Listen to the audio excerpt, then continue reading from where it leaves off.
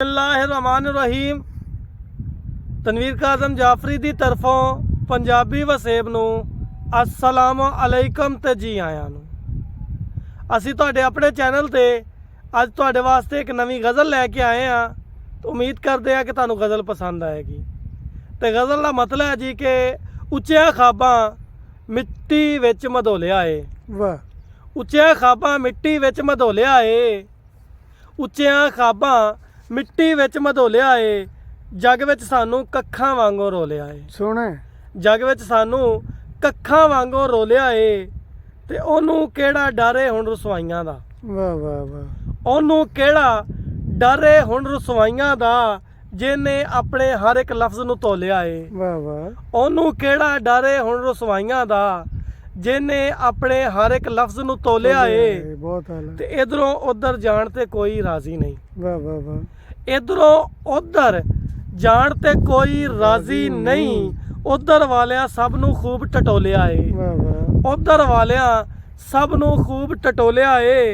ते जिन्नू कट के शामियां जशन मनाया सी। वाह। जिन्नू कट के शामियां जशन मनाया सी, ओ सर नेज़े उत्ते किवें बोलिया है। ओ सर नेज़े उत्ते किवें बोलिया है। ते दिल ने कोई ते खेड़ तमाशा वेख्या है। दिल ने कोई तो खेड़ तमाशा वेख्या है। एवें ते नहीं तेरे उत्ते डोलिया है। वाह। एवें ते नहीं तेरे उत्ते डोलिया है। ते चुप चपीते उम्र गुजारी जाते हैं। अच्छा। चुप चपीते उम्र गुजारी जाते हैं। दुनिया उत्ते अपना आपना खोलिया है। वाह। दुनिया उत्ते अपना आपना खोलिया है। ते बंजर धरती ते हरियाली आवेगी। इंशाअल्लाह जी। बंजर धरती ते हरियाली आवेगी। ताइयों पानी दे विच अथरू घोलिया है। वाह वाह। ताइयों पानी दे विच अथरू घोलिया है।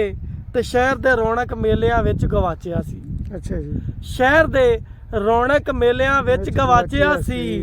औखिया हो के अपना दिल भर गोलिया है। वाह वाह। औखिया हो के अपना दिल भर गोलिया है। ते जिथे झूठ दी शाही ते दिल खोटे सन।